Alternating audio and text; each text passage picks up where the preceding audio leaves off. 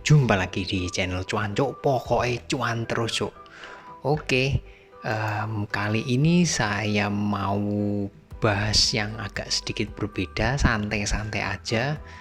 Terlepas dari BTC-nya ini mau naik tinggi rebound atau turun lagi tembus dari 42.000, 41, 40.000 atau 39.000, ini nggak jadi soal karena yang dibahas kali ini saya mau bahas aja teman-teman.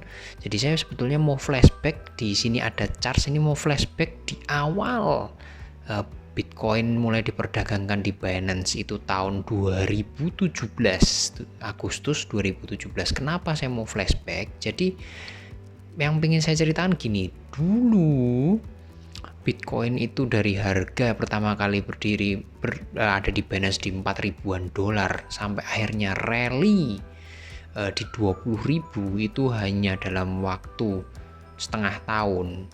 Saya ingin membandingkan pada saat itu Bitcoinnya ini nggak kayak sekarang. Dulu itu serba spekulasi ya, banyak berita ngomongnya ini bagus, ini bakal naik tinggi, tapi nggak ada actionnya. Lain dengan sekarang yang Bitcoin itu beritanya dipakai di sudah ada negara yang mengadopsi untuk pembayaran terus ada juga banyak cuitan-cuitan dari selebriti, tokoh yang sudah mulai berinvestasi di kripto dan Bitcoin. Itu udah istilahnya sudah menjadi pembeda. Yang dulu naiknya itu bisa dibilang dalam tanda kutip tanpa alasan. Sekarang teknologinya blockchain itu sudah diadaptasi di mana-mana, yang harusnya membuat kita semakin pede bisa berinvestasi di kripto ini, baik di Bitcoin maupun di koin-koin lainnya yang punya project, reputasi bagus, kredibilitas bagus. Nah, di sini saya ingin menjelasin atau ingin sharing, teman-teman seharusnya kan bahasanya sama, saya dan teman-teman bahasanya sama, pengen cuan. Nah, masalahnya cuan ini kan bisa terjadi dalam jangka waktu yang lama, panjang karena punya target, atau pengennya yang pendek-pendek. Jadi teman-teman pengennya ngambilnya cuannya sedikit tapi pasti cepat, bisa cepat langsung dirasakan. Masing-masing punya kelebihan dan kekurangan. Saya pengen sharing nih, pertama kali join di trading kripto ini itu saya di bulan Desember tahun 2017, di kisaran ini ketika Bitcoinnya kira-kira berada di kisaran 10-11 ribuan.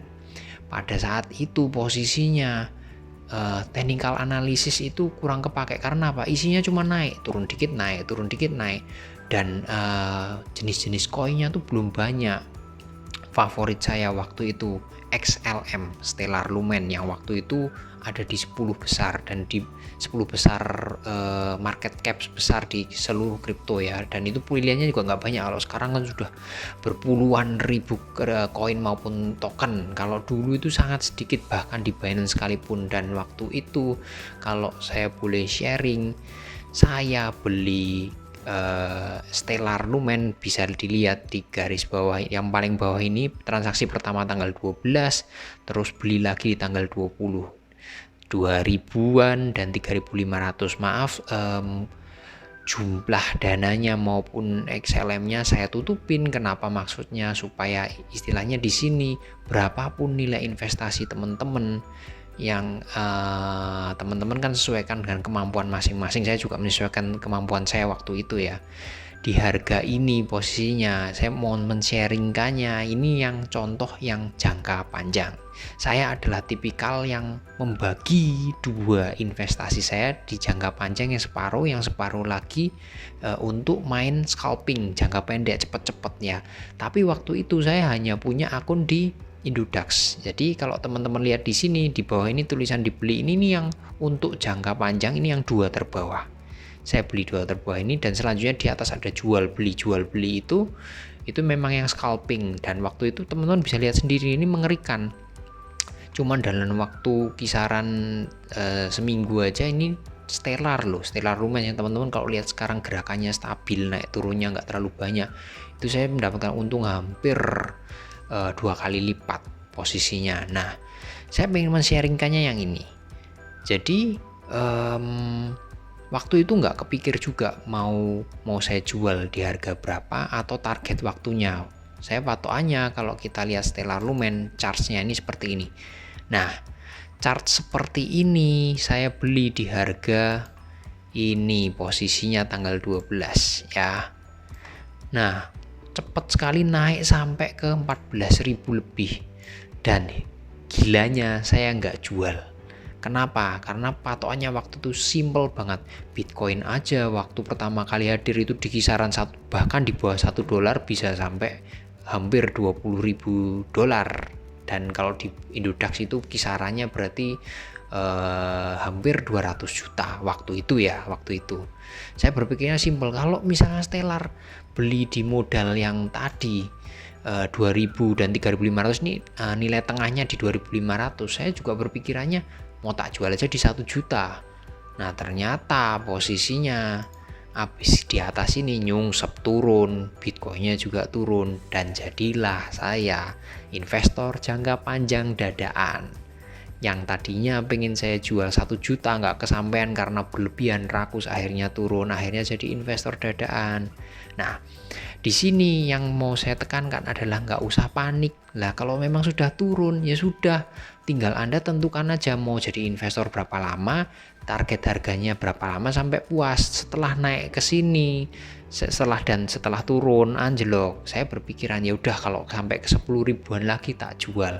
Dan itu kejadiannya kapan? 10 ribuannya kita track cepet, dan baru kejadian 10 ribunya itu di kemarin di bulan Mei. Saya jual di kisaran sini. Buktinya ada di sini ya. Bulan Mei 2021 baru kejual di 10.300-an sekian.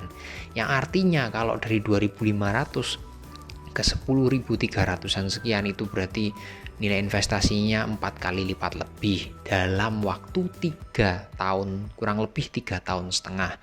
Kalau dihitung secara matematika 3 tahun setengah dapat pengembalian 4 kali lipat, mungkin di kripto bukan sesuatu yang hebat banget, karena kripto tuh keuntungan berpuluh-puluh kali lipat dalam waktu singkat itu juga mungkin. Cuman kalau kita bandingin sama deposito bank dan investasi lainnya seperti saham, ini sudah hebat banget. Nah, di sini poinnya. Jadi teman-teman kalau misalnya sudah memutuskan mau jangka panjang, investasi jangka panjang, ya sudah, perkara sekarang Bitcoinnya turun, teman-teman ambilnya mungkin altcoin ya, altcoin di misalnya BTT, atau misalnya ada di Ripple atau yang lainnya ada. Nah, kalau udah keturunan nyangkut, udah diemin aja. Ini posisinya pada waktu saya Stellar ini penurunannya bahkan sampai ke harga 600. Bayangin melewatin jual, udah sampai ke 14.000 nggak tak jual, kedunan turun sampai 600. Tapi apa, saya santai karena sudah punya target dan yakin ini akan naik. Dan memang project-projectnya XLM itu cukup bagus. Pada waktu itu juga dia di 10 besar ya, jadi projectnya jelas. Akhirnya apa? Ya kejual juga setelah makan waktu 3,5 tahun gitu ya. Jadi posisinya pertama, kalau misalnya teman-teman udah memastikan mau investasi jangka panjang, apapun yang dipunyai, kalau projectnya jelas, itu nggak usah takut, tungguin aja. Sekarang BTC-nya turun, ya terus teman-teman nyangkut, udah diemin aja. Kalau memang itu bagus, suatu saat pasti akan kejemput. Dan pastikan lagi target harganya juga jelas, jangan maruk, jangan rakus, itu yang paling penting. Dan poin yang berikutnya, kalau teman-teman nih nggak sabar nih, ini naiknya kelamaan, pengennya cuan yang nggak usah terlalu banyak tapi cepet dan berulang kali, itu ya bisa pakai scalping, bahasa kerennya, bahasa gampangnya ya trading jangka pendek. Intinya cepet, mau 1 harian, 2 harian, semingguan, itu bisa dilakukan. Yang dibandingin sama yang jangka panjang, jeleknya adalah jangka panjang mungkin keuntungannya bisa lebih besar ya, mungkin jangka pendek itu lebih ribet karena kan teman-teman ngelakuin berulang kali. Bisa jadi kalau trading berulang kali, per hari bisa 2 kali, 3 kali, 4 kali, mungkin nanti jatuhnya dalam jangka waktu yang sama, tadi 3,5 tahun 4 tahun jumlahnya bisa jadi sama, tapi Anda lakukan terus menerus. Mungkin itu jeleknya. Tapi sisi positifnya, kalau terjadi penurunan misalnya seperti hari ini dan kemarin, penurunan cukup dalam, itu bisa terhindar karena kita main technical analisa. contoh kalau yang saya lakukan, jadi saya bagi dua.